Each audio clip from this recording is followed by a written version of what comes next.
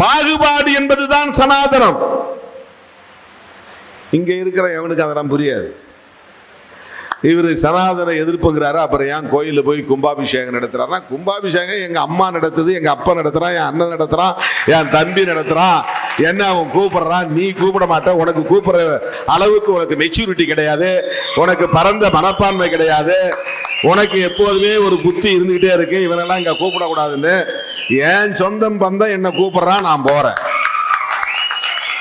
உணர்வுகளை மதிக்கிறேன், உணர்வுகளை மதிக்கிறேன். நான் போய் அப்பா என்னை எப்படியாவது முதல் மந்திரி ஆக்குன்னு நான் சாமி கும்பிடல, என்னை எப்படியாவது பிரதமர் மந்திரி ஆக்குது அப்படின்னு நான் சாமி கும்பிடல, எனக்கு எப்படி 100 வயசு ஆயுள் கொடுன்னு நான் போய் சாமி கும்பிடல.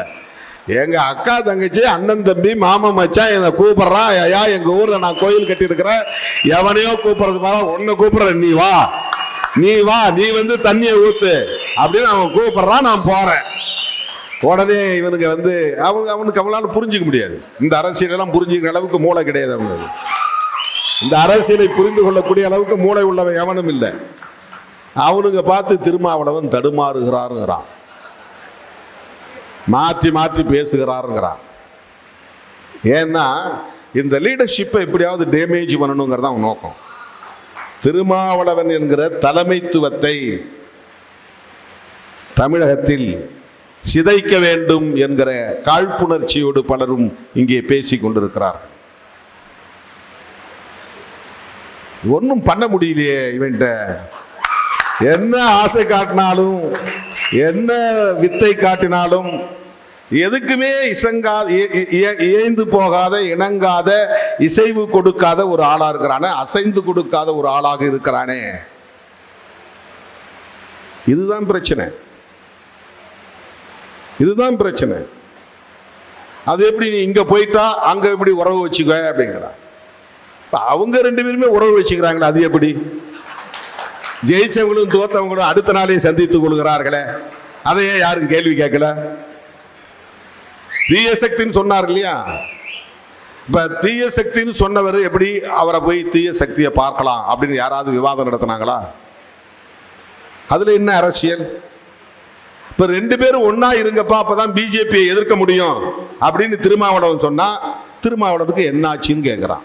இந்த அரசியலை புரிந்து கொள்ளுகிற வலிமை அவர்களுக்கு இல்லை. அதுதான் பிரச்சனை. அம்பலப்படுத்துவதில் உறுதியாக இருப்பேன். நான் எங்கே சுற்றி வந்தாலும் தமிழ்நாட்டுக்குள் பிஜேபி வலிமை பெற்று விடக்கூடாது, RSS காலுண்டு விடக்கூடாது. அதுதான் என்னுடைய கவலை. திமுக கூட்டணி தோற்று போனது என்பது ஒரு கவலை. அதை விட நம் கண் முன்னாலேயே அதிமுகவை இப்படி சிதறடிக்கிறார்களே என்ற கவலை. திமுக மறுபடியும் ஆட்சிக்கு வரும் சூழல் தமிழ்நாட்டில் இருக்கிறதா என்ற கவலை. இந்த கவலையில உனக்கு ஏன் அப்படின்னு கேட்கலாம். கரெக்ட் தான் கேள்வி. இது சராசரி மனிதர்களுடைய பார்வை. இதான் ஒரு ட்ரெடிஷனல் அப்ரோச், அதாவது ஒரு மரபு வழி அணுகுமுறை. நீ அதை தாண்டி நான் கவலைப்படுகிறேன். திராவிட அரசியலுக்கு முற்றுப்புள்ளி வைக்க வேண்டும் என்று பெரியார் காலத்தில் இருந்து தொடர்ச்சியான முயற்சிகள். ஏன் திமுக ஒழியணும் அப்படின்னு நினைக்கிறாங்கன்னா, அது வெறும் கலைஞர் குடும்பத்தை ஒழிக்கணுங்கிற அரசியல் கிடையாது. அது சிலருடைய நோக்கமா இருக்கலாம். திராவிட முன்னேற்ற கழகம் பேசுகிற அரசியல் விளிம்பு நிலை மக்களுக்கான அரசியலாக இருக்கிறது. அல்லது பெரியார் அரசியல் சனாதன எதிர்ப்பு அரசியலாக இருக்கிறது. அதுதான் வர்ற உள்ளாட்சி தேர்தலில் எத்தனை இடம் வாங்கலாம், MP தேர்தலில் எத்தனை இடம் வாங்கலாம், அதெல்லாம் இடையில நம் பயணத்தில் வந்துட்டு போறது. அதுல அந்த எண்ணிக்கை பற்றி நமக்கு பிரச்சனை கிடையாது. தோழர்களே, அப்படிப்பட்ட கருத்தியல் புரிதலோடு இந்த களத்தில் நிற்கிற நம்மை பலவீனப்படுத்த வேண்டும், இந்த தலைமையை சிதைத்து விட வேண்டும் என்கிற காழ்ப்புணர்வோடு பலரும் இங்கே கதைத்துக் கொண்டிருக்கிறார்கள், அவதூறுகளை பரப்பி கொண்டிருக்கிறார்கள். அதை நாம் பொருட்படுத்த தேவையில்லை. தனிப்பட்ட முறையில் பிஜேபி மீது நமக்கு எந்த வெறுப்பும் கிடையாது. பிஜேபி தலைவர்கள் வந்துருச்சு, அதனால எல்லாரும் அது எப்படி அவருக்கு நட்பு உறவு அப்படின்னு பேச ஆரம்பிச்சாங்க. இப்ப நான் சொல்றேன், காலையில எனக்கு 8:30 மணிக்கு டெல்லியிலிருந்து ஒரு அழைப்பு வந்தது. +11 போட்டு நம்பர், லேண்ட்லைன் நம்பர். என்ன நம்பர்னு தெரியாமல் நான் எடுக்கலை. அப்புறம் அடித்த உடனே, சார் உங்கள்ட்ட ஹோம் மினிஸ்டர் பேசணுங்கிறாரு அப்படின்னாங்க. யாருங்க? என்ன? அமித்ஷா பேசணுங்கிறாரு அப்படின்னாங்க. நான் உடனே சரி லைன் கொடுங்க, என்ன இணைப்பு கொடுங்க. என்ன இணைப்பு கொடுத்த உடனே, திருமாஜி how are you, how old are you, my best wishes, happy birthday என்று சொன்னார். யாரு? அமித்ஷா. எனக்கு இன்னைக்கு பிறந்த நாள் வாழ்த்து சொன்னார். அவருக்கு நான் நன்றி சொன்னேன். உங்களுக்கு ரொம்ப நன்றி, உங்களுடைய வாழ்த்து கிடைத்ததற்கு நன்றி. இது அவுட் ஆஃப் த பாலிடிக்ஸ் இருக்கிற ஒரு நட்பு. அவர் இதுக்கு முன்னாடி சொன்னாரா எனக்கு தெரியல, ட்ரை பண்ணியிருக்கலாம். நமக்கு இன்னைக்கு கூட நான் எப்பவுமே சைலண்டில் தான் போட்டிருப்பேன். திடீர்னு தயாளன் ஃபோன் பண்ணி, உங்களுக்கு டெல்லியிலேருந்து ஹோம் மினிஸ்டர்லேருந்து ஃபோன் வருது, போய் அட்டன் பண்ணுன்னு சொன்ன பிறகு தான் நான் எடுத்து பார்க்குறேன். 4 கால் 5 கால் மிஸ்டு கால் இருந்துச்சு. அப்புறம் நான் அடித்தேன். 2 கால் அவங்க எடுக்கல, 3வது கால் எடுத்தாங்க. என்னுடைய சர்டிஃபிகேட்டில் என் பிறந்த நாள் 10/7/1962. அப்போ அப்படி எழுதிட்டாங்க. என் ஜாதகத்தில் எனக்கு எழுதியிருந்த பிறந்த நாள் ஆகஸ்ட் 17, ஆவணி 1. ஜாதகம் எழுதுறவங்க தான் கரெக்டான தேதி குறிப்பாங்க. ஏன்னா இப்போ உள்ளூரில் இருக்கிற ஐயருங்க கரெக்டாக எந்த தேதியில் பிறந்தமோ பிறந்த தேதியை கரெக்டாக ஆவணி மாதம் 1ஆம் தேதி சுபகிருது வருஷம் ஆவணி மாதம் 1ஆம் தேதின்னு எழுதி வச்சிருக்கிறாங்க. அதனால நாம் 10/7 கொண்டாடுறதில்லை. பிறந்த நாள் கொண்டாடுறதுன்னு முடிவான பிறகு சர்டிஃபிகேட்டில் இருக்கிற தேதியை மறந்தாச்சு. ஜாதகத்துப்படி எழுதின தேதி அதுதான் உண்மையான தேதி. அது எந்த ஆங்கிலத்துக்கு எந்த தேதி வருதுன்னு பார்த்தா அது ஆகஸ்ட் 17க்கு வருது. அதனால இப்போ நம்ம கொஞ்சம் காலமாக ஆகஸ்ட் 17 கொண்டாடிக்கிட்டு இருக்கிறோம். அந்த சர்டிஃபிகேட் நம்ம மாற்ற முடியாது. ஒரு அரை மணி நேரம் கழிச்சு மறுபடியும் ஒரு கால் அதே டெல்லியிலேருந்து வருது, லேண்ட்லைன்லேருந்து. நான் எடுத்தேன். சார் உங்கள்கிட்ட ரயில்வே மினிஸ்டர் பேச விரும்புகிறார் அப்படின்னாரு. அஸ்வின் சொல்லிட்டு வேற ஏதோ பிரச்சனையாக இருக்கும்னு நான் நினைச்சேன். அவர் எடுத்தெடுப்பிலே தமிழில் பேசுகிறாரு. சார் வணக்கம், வாழ்த்துக்கள்னாரு. எனக்கு குழம்பி போச்சு. சார் நீங்கள் அப்படின்னு நான் இங்கிலீஷில் கேட்டேன்.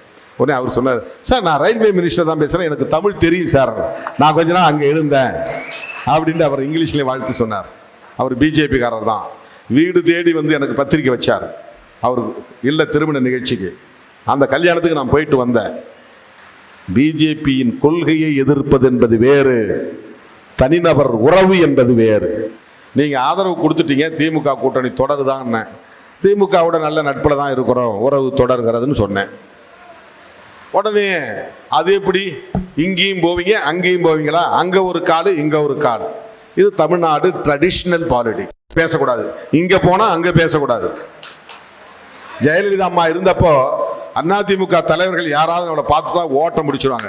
வேண்டாம் வேண்டாம் வேண்டாம், போட்டோ எடுத்து எவனாவது அனுப்பிச்சிருவான் அப்படி மிரட்டி வச்சிருந்திருக்காங்க அதிமுக திமுக தொண்டர்கள்ட்ட. இந்த அரசியல் இந்த தாக்கம் இன்னும் இருக்கு. அதை முதல்ல உடைச்சவன் திருமாவளவன். நான் திமுக கூட்டணியில் இருக்கும் போதே அப்போல்லா மருத்துவமனைக்கு நான் போனேன். நான் வந்தேன். அதுக்கு பிறகுதான் ஒவ்வொரு தலைவராக போனாங்க. அந்த மரபு வழி அரசியல் கலாச்சாரத்தை உடைத்தவன் திருமாவளவன். இப்ப ஏன் அவங்க ஒன்னா சேர, கூட்டணிக்காக சேர சொல்றோம், எலெக்ஷனுக்காக சேர சொல்றோம். அதை நீங்க எப்படி சண்டை பண்ணுவோம், சண்டை போட்டுங்க, பிரச்சனை பண்ணுவோம் பண்ணீங்க. ஆனா பிஜேபியை எதிர்க்கணும் போது டிவிக்கே என்ன சொல்றாங்க, எங்க கொள்கை எதிரின்றாங்க. ஓகே. டிஎம்கே என்ன சொல்றாங்க, இவ்வளவு நாளா நாங்க எதிர்த்துட்டு இருக்கோம், தொடர்ந்து எதிர்ப்புன்றாங்க. இந்தியா பிளாக் என்ன சொல்லுது, அவங்களை எதிர்ப்பது தான் அரசியலுங்குது. அப்ப ஏன் இவங்க ஒரே அணிக்கு வரக்கூடாது? இதுதான் திருமாவளவன் எழுப்புகிற கேள்வி. இதுல என்ன தப்பு இருக்குது? கேரளாவில் காங்கிரஸ் இடதுசாரிகளும் பயங்கரமான மோதல். பினராயி விஜயன் RSS காரனே பேசுறாரு. ராகுல் காந்தி அங்க இந்தியா பிளாக்ல கூட்டணியில மார்க்சிஸ்டும் உட்காருது, காங்கிரஸும் உட்காருது. மேற்கு வங்கத்தில் மம்தா பானர்ஜிக்கும் காங்கிரஸுக்கும் சண்டை. ஆனா இந்தியா பிளாக்ல 2 பேரும் ஒன்னா உட்கார்றாங்க. தமிழ்நாட்டில் அப்படி ஒரு அரசியல் நடக்கக்கூடாதா? இதை திருமாவளவன் சொன்னா உங்களால் அதை புரிந்து கொள்ள முடியாதா? உங்க கட்சியிலிருந்து ஆளை தூக்குறாங்களே. இப்ப கூட நான் ரெடியா இருக்கிறேன். எவ்வளவு பேர் வேணும்? நானே அனுப்பி வைக்கிறேன். எங்க பாசறையில் உங்களுக்கு தேவையான அளவுக்கு படைத்தளபதிகள் உருவாகி இருக்கிறார்கள் என்றால் அது எனக்கு மகிழ்ச்சி தானே.